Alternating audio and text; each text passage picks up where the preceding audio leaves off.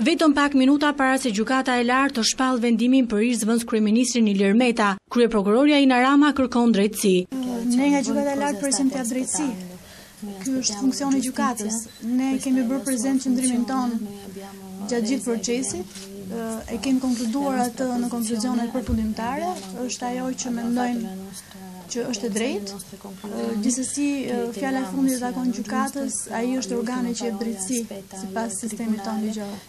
Në lidhje me hetimet për 21 janari, numri 1 akuzës shqiptare, tha se janë në pritje të akte ekspertizave nga Shtetet e Bashkuara të Amerikës, një prej të cilave është dhe për të faktuar nëse është ndërhyrë në serverin e kryeministrisë.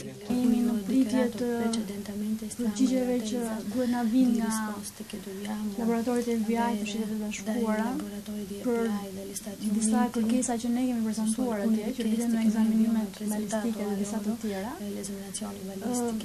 Shpresojmë që do të mbrin shpejt. Mendojmë që do të jenë të rëndësishme për të dhënë një zgjidhje përfundimtare të çështjes.